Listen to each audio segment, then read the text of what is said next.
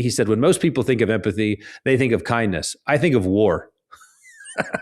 And you think, why? It's like, well, because empathy for your side means you can do all kinds of evil to the other side, right? Like in other words, I mean, one way to look at it is the Middle East has way too much empathy right now. Welcome to Grounded, a podcast for restoring the church to a biblical foundation. And my guest today is Dr. Joe Rigney, and we're talking about the sin of empathy 1 year later, the sin of empathy redux. Welcome, Joe. Thanks for being here today. Hey, thanks for having me. It's good to be here. Yeah, real pleasure. So here's a milestone. Before we get to my first question for you, here's a milestone marker in the past year and the sin of empathy. You were named by none other than Hillary. I don't know. Did she call you a deplorable? You're certainly one of her deplorables. But you and Doug and not many other Christian leaders have been named by Hillary. So wow, you're in a rare place there. I am Hillary Clinton's favorite pastor. I just like to. That's when I go places now. That's how I have people introduce me. I just need you to say, I am Hillary Clinton's favorite pastor. Oh, that's really great. Yeah, no, far right extremist, I believe, was the term she used. So yes, it's great. Yeah. Does your wife take opportunity to use this for digs somehow or other? Well, Hillary would say. Yeah, no. We were all very pleased. I mean, we all took out extra life insurance as well, and hired some security, and made sure everybody knows I do know how to swim, and I'm of sound mind and body. But no, we did enjoy the jab, and it I think demonstrates that the conversation really matters, right? It's a sign you're over the target. Yeah, absolutely. So I can't resist. While we're on the Hillary topic, before we get to question number one, we just have a guy in this church. His name's Doug. He told me that, I think this was during Bill Clinton's presidency, he posted something very negative about Hillary on his Facebook account. Okay. Did Facebook exist then? I don't know. Sometime or other, he posted something very negative about the FBI. He swears this is true. FBI showed up at his door and kind of verbally roughed him up and terrified him and all that. He took that post down, never mentioned her name again. So those people have power. No, they do. And they definitely don't like to be criticized. I think at this point, it's probably there's so much out there that they don't have to be quite as on the ball probably. But it definitely is an important conversation. All right, back to the sin of empathy. Yeah. Redux. Here's my first question for you, just for our listeners, because I'm remembering pretty well what the whole thing's about. But for our listeners, what's the main idea in your book? Maybe they didn't read it. Maybe they read it fast. It's been a year. It came out in February of 2025. That's why I'm saying 1 year later. What's the main idea? What is the sin of empathy? What'd you write the book about? Yeah, the basic idea is that empathy is the modern quote unquote virtue of empathy is a corruption or counterfeit of biblical compassion. And it's one that's been used effectively as a tool of manipulation and sabotage. It's been effectively run against the church. It's infiltrated into a lot of different areas of American life. It shows up in our homes. It shows up in our communities. It's kind of a pervasive thing. And while the phenomenon I'm describing, I would say, is as old as dirt, I think people have been manipulating each other by their emotions since Adam and Eve came out of the garden. Over the last 25 years or so, I think it was institutionalized kind of society-wide and became a kind of a key driver underneath a lot of our social and cultural issues. Yeah. All right. Good. Thank you for that. So I want to ask for one more thing in your explanation of it. Can you give us, for our listeners' sake, if they haven't heard this, give us the quicksand illustration. I think that really helps. All right. Yeah, sure. So this is the most common thing I do. So if someone's drowning in quicksand and you want to help, three responses. One is you can just leave them there and walk away. Sort of do the Levite and the priest passing by the guy on the side of the road, and the good Samaritan parable. Nobody wants to be those guys. They're bad. We call that apathy. We call it callousness, heartlessness, apathy. Be warm, be well fed, but we don't actually help them. But then there's two other responses that you could have if you wanted to help. One would be if you reached in, grabbed them, put your foot on the side, grabbed a branch to brace, and tried to pull them out. My argument is that is biblical compassion. So you really do kind of get in there with them. That's what sympathy or compassion mean, literally, is to suffer with them or to share their sufferings. So you do join them at some level, but you also remain anchored to the shore because that's what's going to help. My argument is that the modern virtue of empathy basically demands that you jump in with both feet. And then now there's two people drowning in the quicksand. In the analogy, that would mean something like other people's emotions, other people's suffering becomes the guiding light for your emotional response. You become untethered, unanchored, unmoored from anything beyond what is good, what is true from God himself, and you allow their emotions to drive your emotional vehicle. That's what I mean by the sin of empathy. Just like, quite frankly, we do this with all kinds of other emotions and nobody bats an eye. It's just this one that everybody gets wound tight about. But if I said the sin of anger, everybody knows, well, there's such a thing as righteous anger, isn't there? And you're like, well, of course there is. But is there unrighteous anger? Yes. Well, what makes it unrighteous? Well, if it's ungoverned, if it's out of control, if it's not anchored to what is true and good. And it's like, yeah. So that can happen to your grief. That can happen to fear. That can happen to desire. And it can happen to your compassion or your empathy. And when it does, it's highly destructive, but often unrecognized. We don't realize, because of the flashy name and the good vibes that the name gives us, the ways that we can justify and rationalize all sorts of really evil and destructive things in the name of empathy. Yes. So let's make a distinction here. So there's let's say sympathy or compassion, and there's empathy. Is all empathy sinful, or is there a sin of empathy that we need to avoid? Yeah. So depending on how you define the terms, no, I would say that there's a good form of empathy. If by empathy you simply mean something like sharing emotions, which is, I think, something some people sometimes mean that, like to share. If you're happy, I'm happy. That's empathy. If you're sad, I'm sad. That's empathy. That's just a thing humans do. It's not necessarily even good or bad, because we don't know yet. Well, if I'm sharing your joy, what are you happy about? Are you happy? Are you happy because you just did something evil? Well, should I share? The bank and got away with it. Yeah, you got away with it, right? Should you kicked a puppy and now you're happy about this, and I should join you in that happiness? Are you sad? I remember a couple years ago, there was a TV show that in their opening montage of their one of their seasons, they showed, it was a doctor's TV show. Hospital type show, and people are looking at a television and like hands over their mouth, tears start to fall, everybody's looking, something horrible has clearly happened, and everybody's just in shock. And for the full 2 minutes of the opening montage, you don't know what it is, you just see their reactions, and it's clear that this is traumatic, whatever it is. And then finally, so you're going, oh, everybody's sad, everybody's looking at their kids and with fear and scared, looking at their daughters, and they're going, oh no, this is awful. And you're like, what happened? And it shows, well, Roe v. Wade was just overturned. And so, if you just watch their emotions, you go, I'm supposed to share their emotions. I'm supposed to weep with those who weep. I'm supposed to be sad with those who are sad. But what are they sad about? Well, they're sad about, the Supreme Court overturning a wicked decision. And so should I join them in that? And it's like, the answer is no. Why? Because I want to be anchored to what's true and what's good. I want to be anchored to the scriptures, to God himself.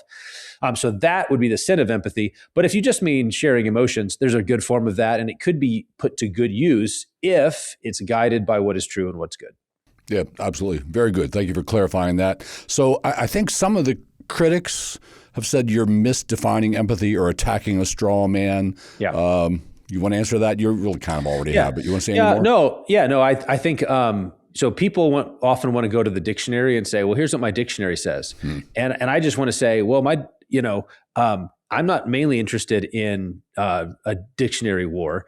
I'm interested in how it's actually used. And the fact of the matter is, if empathy is invoked in modern political debates, it's almost always invoked on behalf of the left in order to do something harmful and destructive to people. So why can we castrate healthy young children over gender dysphoria? Well, we do so in the name of empathy. Why can we put people to death who are suffering in hospitals or who are in pain and do assisted suicide? We do so in the name of empathy. Why can we kill babies in the womb? Yeah. Well, because of empathy for their desperate mother. Yes. And so all of these sort of things, in each of those cases, I don't care what you tell me the dictionary definition is. at that point, the bad thing, the good name is covering up the bad thing. And so if somebody tells me this is what empathy means we have to, trans the kids and kill the babies and assisted suicide and open the border and whatever it is, I'm going to go, okay, I'll just believe you and say, yeah, that's the sin of empathy. Yeah, this is a major thing in things like opening the border. 100%. I think it's also a major thing in modern psychology and even in like marital counseling and so on. In psychology, what do you think about this thing that let's say you and I are in a room, we're talking, my emotions are all out of whack with Scripture. I'm angry, I'm bitter, I'm nasty, I'm whatever, and I have no just cause for those things. But I say to you, you need to affirm my anger. You need to affirm my emotions. Yeah, that's exactly. This is one of the places where the book came from. Was I had read a guy named Edwin Friedman, who was a Jewish rabbi writing in the 90s and 2000s, and in his book, "Leadership and the Failure of Nerve: Leadership in the Age of the Quick Fix," he has a chapter on the fallacy of empathy, and he talks about the way that empathy had become a power tool in the hands of the sensitive, by which they got communities to cater to their desires and set the agenda. So like the most immature, reactive people set the agenda. Yes. And hand them the steering wheel. Exactly. Uh-huh. And so I remember then watching over the last 15 plus years as we kind of got into critical theory and wokeness or whatever you want to call it, and seeing like, man, they're just proving his point, because the demand was, if someone claims to be a victim, you must affirm, validate, celebrate whatever it is they say. There's no place for you to push back or to challenge. There's not even really a place for you to maintain a kind of neutrality, right? This is what, when we said during the height of the Me Too movement, believe all women. The idea was, you don't have, if they say that they've been abused, if they say that they're a victim, if they say this is how it happened, you are morally obligated in the name of compassion to believe them.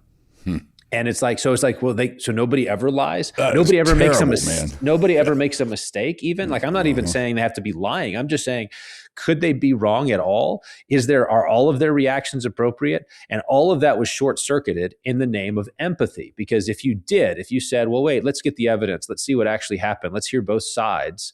What were you going to be accused of? Re-victimizing them, re-traumatizing them, being heartless, being cruel. You're a bully.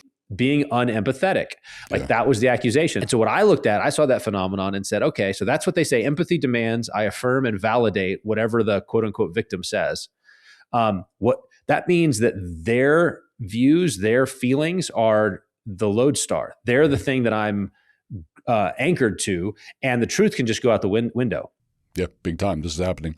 So there have been various responses. Some of them have been pushback responses. Did anything surprise you about the response, the pushback? And if so, what? Yeah, I think early on, so I started speaking and writing on this probably back in 2018, 2019. Earlier than that, I was teaching classes on it in college, leadership classes. I was working through the material and expanding some of what Friedman did, bringing in some C.S. Lewis. He's hugely influential on this for me, actually. Was that at Bethlehem? At Bethlehem, yep, at Bethlehem. As I was seeing it play out. But it was about 2019 when I started speaking and writing. And the thing that at first was bothered me was when people would misunderstand. They would be confused. And at first I took that to be they were actually confused. And I think that there's some people that are. But what I discovered was, if confusion is the problem, then clarity is the solution. And I was happy to clarify. What became manifest over time is that there's some people who are willfully confused and trying to confuse others. In other words, they're pretending that they don't understand the point I'm making in order to actually prove my point, which is that you can't say bad things about this emotion, this so-called virtue, because to do so is to attack a sacred cow. Because it is, I think that the big thing, the reason why this is such an issue, is over the last 25 plus years, this is one of the main ways that the world has steered and manipulated Christians. And again, I'll just mention Lewis here. Lewis, he didn't call it empathy because that word didn't exist back then. People don't realize how recent of a term empathy is in English. But he described the same phenomenon using the language of the passion of pity. And when he talked about it, what he said was, pity is supposed to be this kind of like spur that helps the joyful to help the merciful. Like they're sad, you're joyful, and pity is a spur to get you to help them. And he says, but it can be used the wrong way around because it can be used as a kind of emotional blackmail. The person who's suffering can wield it as a weapon to get their way. And I just think anybody who's ever been on the receiving end of a pity party or a martyr complex, a guilt trip, they know exactly the phenomenon I'm talking about. It's when someone that you care about maximizes and displays their suffering or exaggerates their suffering even in order to get you to do something that you don't really want to do. And I'm saying if you give in, the term for what you did is the sin of empathy. Yep. Amen. Very good to that. So here's an interesting thing. Elon. Yeah. He's one of, I don't know how many people, he's one of several people on the planet who only needs a first name and you all know who it is, right? It's like, that's right. There's Donald, there's Elon, there's Hillary. There's Hillary, that's right. Yeah, there's some of those. You're Joe. You need a last name. Sorry, brother, but you do. I'm Steve. I need a last name. But Elon has said, he's talking about this empathy thing. I doubt if he's familiar with your book. I don't think he's mentioned you. But he says, here, I'm going to give you a quote. The fundamental weakness. I got to repeat that part. The fundamental weakness of Western civilization is empathy. Have you heard this quote? Yeah. Oh, yeah. Yeah. The empathy exploit. They're exploiting a bug in Western civilization, which is the empathy response. We've got civilizational suicide empathy going on, end quote. That's Elon, his own version of the sin of empathy. Thoughts? Yeah, so he's drawing on. There's a non-Christian guy named Gad Saad who I think his book is either out or coming out. It is called Suicidal Empathy. So he started writing and talking about this after I was doing it in 2018. A guy came out with a book in 2016. A guy named Paul Bloom called Against Empathy. Yeah. And he was a social psychologist writing about it from a non-Christian perspective. Friedman was doing it again back in 2000s with his work. And then Ali Beth Stuckey, another Christian. She got on the bandwagon. Is doing the same thing with her book, Toxic Empathy. So everybody's kind of talking about the same thing. And so Elon, I think, is getting it from Gad Saad, who does make that argument that it's suicidal empathy, where basically, and it's making. What do they mean by that? It's the same point. The idea is that your empathy becomes unmoored from what is true and what is good. And in doing so, you do things that are absolutely insane and suicidal. Like whenever you have a criminal commit an act of violence against a victim, you empathize with the criminal, what led him to do it, all of the root causes, and sort of and in doing so, you encourage more criminality, which results in the destruction of your civilization. So you're committing suicide while you're doing so in the name of compassion and empathy. So there's a great example of this, is a European example that I remember seeing, where a woman who had been raped by an illegal immigrant, or maybe it was just a legal migrant. Europe's got their own big problems with this. She had been raped, but when she reported it to the police as like a white guy, a European guy had done it to her. And then eventually it came out that it wasn't. And when she explained why, she said basically, well, I didn't want to encourage racism. And so she's willing to be raped. And in doing so, she thinks of her as a compassionate person, but she feels bad for the migrant. She actually put out a statement that, like, I know that you've been persecuted and all of this stuff. And so it's just like, there's a kind of it's almost like a mental illness where this thing becomes kind of like Chesterton has a great quote. He said, the modern world is full of the old Christian virtues gone mad. The modern world is full of the old Christian. This is what Elon's talking about. So the modern world, Western civilization, it has the old Christian virtues like compassion, but they've gone mad because they've been separated from each other and they're wandering alone. And so compassion has been divorced from truth. Pity has been divorced from what's good and healthy. So they're all wandering alone, and when they're alone, they're highly destructive. This is a point that Lewis made in his work on Four Loves. He says, natural loves, when they become gods, become demons. So natural love. So like your love for your family or your love for your friends or romantic love, when it becomes a god, when it sets itself up as the fundamental virtue, it becomes demonic and it destroys itself and you. And all I did, honestly, was take that insight from Lewis about the natural loves, and he applied it to love of country and love of family and so forth. And I just said, well, what about love for the hurting? Does that happen? Is compassion, love for the hurting, love for victims? Can the same thing happen there if it becomes if it's deified? And the answer is yes. You can do an amazing amount of evil in the name of that virtue. Yeah, amen. So Elon talks about the woke mind virus. He calls it a mind virus. I think he's lost a son. Yes, to the trans stuff. Yeah, they're not communicating with one another anymore. And I like what you said. I think the sin of empathy has become a mind virus, hasn't it? That's right. Yeah. That's absolutely right. So when he talks about that, I remember at some point when he was using that language, woke mind virus, I remember some liberals on Twitter basically saying, so he's saying that the woke mind virus is empathy. And it's like, yes, actually, yes. That's actually what it is. It's this untethered, toxic, suicidal empathy. Yeah, they're sure related, aren't they? Let's think about untethered empathy and the church. How does untethered empathy affect things in church life? How does it affect like leadership, elder decisions, the mission of the church, the pressure for cultural accommodation? How's empathy coming into the church and messing things up? Yeah. So I think one of the big ways is because Christians know that they ought to actually be compassionate. Jesus says, be kind, be tenderhearted. The Bible teaches us, be compassionate like Christ is. He's our model. So that means two things for Christians. We want to be compassionate, and we also want to be known as compassionate. And both of those are important.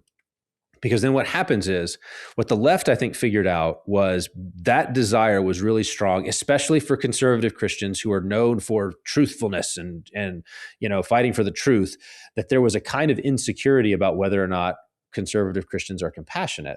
So it's the same impulse that led George W. Bush to rebrand conservatism as compassionate conservatism. So why did he feel the need to add that? Well, because the reputation of conservatives was they were all about law and order, and they were all about truth, and they were all about, small government. And so he was like, no, we want to be compassionate conservatives, as though Christians and conservatives already weren't compassionate, which they were. Like if you look at giving and generosity and all these kind of stats, conservatives have always been incredibly generous. They just use private generosity rather than state action. So, but it was the felt need to rebrand that I think is really important, because it shows an insecurity. I think the church was very susceptible to that same kind of move. And when the left realized all we have to do is define compassion or empathy according to our definition and fill it with our new content, replace the biblical content with our content, and then threaten the reputation of Christians. If you don't go where we're going, we will accuse you of being heartless and unkind and cruel. And I think that meant that Christian reputation became a massive steering wheel. And so you would have, you'd have victim groups. You think about the last, 15, 20 years with the woke stuff. You had victim groups, variously defined, could be racial, could be gender, could be sexuality, could be whatever, all the intersections of those. You had victim groups, and then you had advocates for them who were advocating for justice, social justice on their behalf. And their target was often respectable Christians who wanted to be thought of as just and merciful, just and compassionate, just and empathetic. And basically it was, if you give us what we want, if you mute yourself, and sometimes if you back off on some of these biblical claims, then we will call you a compassionate Christian. If you foreground progressive political causes. So what things should Christians care about? Well, climate change and racial justice and all of these things, sexual equality and all these things. If you foreground those, and if you downplay the ones that we want you to downplay, don't talk about abortion, don't talk about homosexuality, don't talk about the border. If you do that, then we will call you you'll be an empathetic good Christian, as opposed to those fundamentalist Bible thumping bad Christians. And I think this was a highly effective, because I think the church internalized it. It wasn't always that the left unbelieving world was doing it directly, but they were setting the terms so that Christians policed themselves. So you had Christian leaders saying, "This the gospel demands that we, gospel demands that we welcome the sojourner," and what that means is you don't get to have a border. Yeah, open borders. Right, right, open borders. The gospel demands that we diversify our church, which means you have to do DEI policies in your hiring in the church. So you had all of these. And in your preaching, you punch right and you coddle left, right? That's exactly right. So you got to hit all the quote unquote racists who just basically believe what Martin Luther King said. That's how crazy it got. Is that if you just believed we should judge people by the content of their character, not the color of their skin. It was like, well, you're not sufficiently anti-racist because you've got to be anti-racist. But it was always punch right, coddle left, and basically for Christian leaders, the effect of it was you ended up having a little progressive on your shoulder. Like that little, the angel demon thing from the old cartoons. Is this your progressive gaze living under the progressive gaze? Living under the progressive gaze. He's sitting on your shoulder and he's evaluating what you do to determine whether or not you're sufficiently compassionate according to the left's definitions. And a lot of Christians adopted that and then policed each other. So if somebody got out of line and just straight down the middle on abortion and said, this is evil and wrong, and we should punish the doctors, and even women who knowingly get one should also have consequences for them. It was, oh no, and Christians would police each other. Don't say that kind of thing. If you said we should have a border and we should know who's coming in and we don't have to allow mass migration, legal or illegal, it was like, well, that's just racist and that's uncompassionate. You're not welcoming the sojourner. So all of these political slogans under the influence of the progressive gaze and the sin of empathy became really powerful tools of manipulation by which the church was basically castrated. So I think that's a major way. I think the other major way, there's a whole chapter on this in my book, is before you go there, can I pause you there? So yeah, go for it. So time for me to make true confession here. Okay. So prior to 2020, prior to COVID, prior to the real overt outbreak of all the woke and LGBTQ plus stuff, all that, we were part of Acts 29. Okay. What you just described was the culture of Acts 29, 100%. Like the entire movement and the leaders in it and everybody else in it. And it wasn't until things went woke in the land, and it wasn't until all the LGBTQ plus stuff broke out that we realized, whoa, wait a minute, something's stinking in here, because I guess we had swallowed it to a certain degree, but didn't realize what we swallowed till it went crazy on us. Then we knew, oh, wait a minute, we got to distance ourselves from this thing. And we left Acts 29, and I'm not entirely happy to tell you, we joined the SBC instead, which also has a few problems in it, right? So we're looking for, where is the organization we really love to be a part of and have it on our name and all that. But anyhow, so this was really big, right? This accommodation to liberal values so that they'll respect us and like us and all that. Correct. Major Christian leaders and organizations did this thing. True? Yes, absolutely. So whether it's Russell Moore at the Ethics and Religious Liberty Commission, J.D. Greear had moments where he definitely fell into that. I think Tim Keller was one who, and again, on all of these, I want to just say, I think some of these guys at least started out with good intentions. Russell Moore, I don't think has good intentions anymore, but he started out, I think it was like a desire. We want the world, we're going to win the world. We want the world is watching. And it was like, but what it did is it basically handed the bad guys a really powerful tool of manipulation, and they used it very effectively, and they poured lots of money into it. I think that's the other thing that people often don't realize. My friend Meg Basham has written a great book on this called Shepherds for Sale. Mm-hmm. And the main thing there is not that every, left-leaning woke, evangelical pastor was on the take in terms of money, but it was that there was lots of money on the left being funneled in various ways to buttress left-wing ideologies into the church, to pump that gas, and then counting. And if you could brand it right under, this is what, just social justice demands, or this is what the gospel demands, if you could rebrand it in different ways, then Christians would own it and would police each other, and they did. And so it happened on all of these different issues. And one of the main ways that it got in, I think, is actually through feminism. So I spend a lot of time in the book talking about about feminism, because in the land too, not just in the church, but in the whole land. In the whole thing, because, and this is again, turning a strength into a weakness, turning something that God designs for our good into a destructive thing when it becomes untethered. So women are the more naturally empathetic, compassionate, caring sex. Even saying that at certain times is like you just touched somebody's eyeball. You're not allowed to say that we're all equal in every way. It's like, but we're not. God made women to be mothers.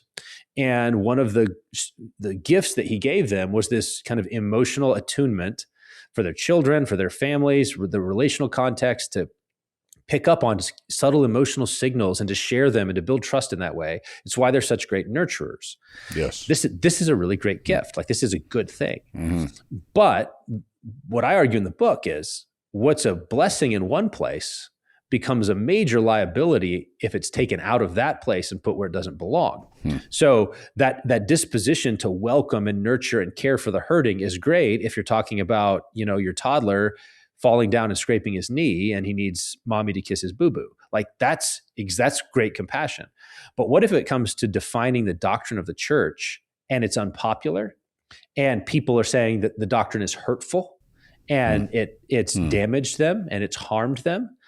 Well, that same compassion, that same nurturing, welcoming, caring, concern for people's feelings and harm becomes a major liability if what you're called to do is draw a clear line and don't let anybody cross it. Well, who's called to do that? Well, pastors. So there's a reason why churches that have ordained, say, women to the ministry, started doing it in the 50s, 60s, and 70s in the mainline denominations, that within 10 to 15 years had all gone, gay affirming, flying the rainbow flag, sanctioning sodomite marriage, all of these things. Like, why did that happen so quickly?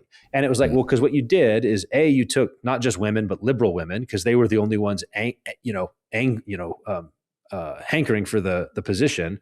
So you just put a bunch of liberal women in positions of doctrinal definition as pastors or bishops or whatever. And then all of a sudden, here's a bunch of people saying, we're hurt. Your truth hurts us. So what'd they do? They abandoned the truth. They changed it. They said, well, maybe God didn't mean that. Maybe he was talking about something else. And all of a sudden you get the rainbow people, the rainbow churches, which then die because why bother at that point? You're just the world. Yes. And so that's ecclesiastical suicide. For a church to adopt this left-wing thing. But it was feminism that was kind of the carrier because it exploited women's natural compassionate impulse, which, again, hear me on this. This is where a lot of people willfully misunderstand. I think it's a really great thing, but it's a great thing in its place. Yes. It doesn't belong in war. It doesn't belong in physical combat. I think women in the military and in combat situations is an appalling thing to put women on the front lines. And the same thing's true of like theological definition and ministerial. That's why God said ministers must be men, is because they're men are the sex that are better suited to doing that doctrinal definition, to have the emotional distance capability to be able to say, I know that my friend believes this really destructive and false thing, but I love God more than him, and I'm going to cut him off. Like, that's something that churches need for pastors, and we feminized, and therefore opened the door for this destructive tendency. Yeah, amen. Not just in the church, but national government too, right? Absolutely, absolutely. Yeah, no, I think that one of the I think it's and this is one of the reasons why the rot goes pretty deep. We see kind of the apotheosis of it or the end result of it with the trans stuff as, and everybody kind of recoils. But the truth is that that's just the late stage, version of it. There are earlier forms. You go back from there to the LGBT movement more broadly, gay marriage and things like that. Then you go back to the feminism, and they're all of a piece. And what's really, many conservatives just want to go back to an earlier stage of rebellion. Like, they just want to, it's, if you think of sin as a pregnancy, they want to be a little bit pregnant, right? And they want to pause it. We'd like to go back to when we were just a little rebellious, and we don't want it to grow and metastasize into a cancer, but we want to still be able to do all of those things that we did. And part of our challenge is, no, we actually need to go down to the root. We have to actually down biblical faithfulness all the way down, and clear it all out, and not simply coddle or accommodate it when it's nice and fluffy in its small form. Yeah, big time. You've named one or more evangelicals who aren't real happy with the idea of the sin of empathy. Yeah. Say no comment if you wish. I'm going to name some of them. See what you have to say. So you already mentioned Russell Moore. He pushed back. Let's go to Hannah Anderson. How'd she respond? What do you respond? Do you want to say? Yeah. So Hannah, we haven't talked in a long time, but initially she was. I actually appreciated Hannah's criticism. So one of the things that Hannah brought out, and that I think improved the book, was different context in which terms get used. So she has a child who's on the spectrum. And so the medical contexts in which empathy is used are often like, how do we help autistic kids develop an awareness of other people's emotions, because that's a part of functioning as a normal citizen. And so empathy in that world is just a good thing. We gotta help these kids. And so when she would talk about it, she was hearing me say sin of empathy, and she's hearing it in those ears. And I go, oh, no, I'm talking about something different. I'm talking about the way that thing takes over in other contexts and expands and becomes untethered from truth, which is not what, in the best senses, that is. So I appreciated her kind of drawing out that different realms of discourse have different definitions, and we should respect them. There have been other critics who have said, in the psychological journals, here's what they're talking about when they carefully define empathy and try to measure it. And I'm like, yeah, I'm not really like, that's great. I've read some of that stuff. It's actually kind of interesting. And frequently what's surprising is even those psychological journals, when they do their studies, what they discover is empathetic people are very tribal, which is, people think, actually the guy, Paul Bloom, in his book on Against Empathy, he said, when most people think of empathy, they think of kindness. I think of war. And you think, why? It's like, well, because empathy for your side means you can do all kinds of evil to the other side. There you go. Right? Like in other words, I mean, one way to look at it is the Middle East has way too much empathy right now. Constantly, but it's just tribal empathy. It's like our people, we got to take care of our people. And that means we can just hate you and bomb you and do whatever we want to you. And it doesn't matter which side you're on. That's just like human nature. And so if you encourage high levels of empathy, you're actually going to end up encouraging high levels of rage and anger, because they go together. And instead, what you need to do is say, we need to have cool heads and warm hearts, but we need to actually be sober-minded enough to govern our emotions and not just give them full range. So Hannah brought out some of that in our early conversations. We haven't talked about it in a while, but that was an early pushback that I appreciated. Good. Another name, Alistair Roberts. He's a theologian and podcaster, and I think he's had some or hosted some discussions with you and maybe with Hannah Anderson. And he expressed caution about the provocative framing. What do you think about that? Yeah. So Alistair, I think, and I agreed many times on the substance. So he was an appreciator of Friedman and the leadership failure of nerve stuff, as I was. He actually wrote a great little book summarizing Friedman that I make use of and appreciate. He's written a lot of great stuff. I think that he just didn't like that I actually took what it's basically like he sharpened a really great sword. He's a great academic, really sharp. He made this great big sword, and then I decided to go use it. And so like I was like, hey, this is a great sword. We should go. This is a weapon, right? And it was like, no, let's keep it behind a glass case where nobody ever touches it. And so I think the provocative rhetoric, using it in a culture war context, I think he thought was unhelpful, and he didn't want to do it. And I think that's fine. I'll keep reading your stuff because you have really good arguments, and then I just intend to go shoot them at people. Well said. Thank you. I have one final question for you, Dr. Joe. Where are you hoping this is going to go? So we've got an outbreak of untethered empathy. It's affecting us in all kinds of ways. Are you hopeful? Do you actually believe that you and others talked about it, writing about it, podcasting about it? Can this be pushed back? Can things change? I mean, if you just told me in 2019, when I first did an interview on the sin of empathy, if you had said within 7 years, Hillary Clinton is going to be attacking you over this in the pages of The Atlantic. If you would have told me that the New York Times and the Washington Post and CNN would be doing news stories about the war on empathy because of, and I'm not the only person again, but like I've been a major part of that conversation. If you'd have told me that, I said, that sounds crazy, but that's exactly what happened. And I would say the hopefulness I have is, there's some people when I've talked about this over the years, some people intuitively immediately go, yes. Other people, they go, I've never thought about that before. But I've had so many people who said, when you first said it, I was like, that's bad. I don't like that. Allie Bestucky is actually a good example of her first reaction to the whole concept was negative. Yeah. But to her credit, this is the thing, is she's actually a very like biblically minded person. I was like, let me think about this. And then she started seeing it. And then she took and developed it in amazing ways and applied it to the way that women in particular, like her audience of, she's a podcaster and with all of these women. And she was seeing how they were just getting steered emotionally by this toxic empathy on immigration and abortion and homosexuality and all these things. And so she took it and ran with it. But it's because there's people who hear it and it shocks them. It is provocative. But if they actually have some biblical sensibility, they'll start to see it and they'll go, wow, I hadn't seen it, but now I have a name for this phenomenon that I've seen. And then there's people who just hate it and they're going to hate it. And it's like, they actually are useful too, because oftentimes their reactions prove my point better. I've had people say to me, when you first said it, I thought you were crazy.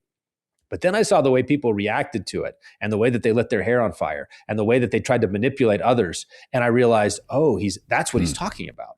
And I'm like, yeah. So I am hopeful. And I hope, like at one level, people say, do you want people to stop using the word empathy? And I'm like, I actually don't care all that much, but I do want them to use it wisely. Nice. I had a professor in college who told me, he was saying, I can't make you, it was a particular word that he didn't like, that he didn't want us to use.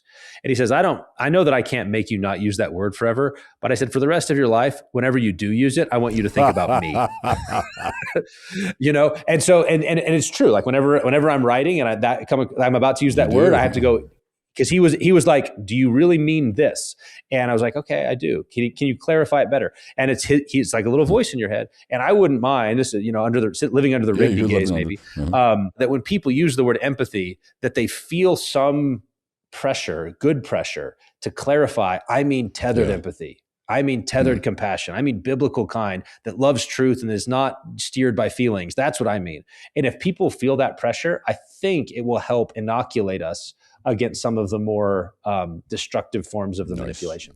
Dr. Joe Rigney, thank you so much for joining me on Grounded today. Your books, so I think the first one to come out was The Sin of Empathy, and then the one we see next to you now followed that. Am I correct? No, this is the same one. This is a new title. So it was originally called Sin of Empathy. Now it's Leadership in the Sin of Empathy. And they did that because there's a companion book called Leadership and Emotional Sabotage. If Sin of Empathy talks about the problem, the big problem, sabotage talks about what kind of leaders do we need? Sober-minded, clear-headed, courageous. So it's more the antidote. So it's problem solution. And so you got leadership and Sin of Empathy. That's the problem. Leadership and Emotional Sabotage. That's solution. You can get both of them at Amazon or sinofempathy.com. You can get this one there. And then you can get at emotionalsabotage.com, you can get the other one. I just want to tell the listeners, I've read both of them, absolutely love them. Thank you for taking the time and all the effort to write them and make them available to the world. Thank you, Dr. Joe Rigney, for being with me today. And thank you, all you Grounded listeners. Appreciate you coming and being here with us today. Hope you'll come back and maybe even bring a friend. See you next time.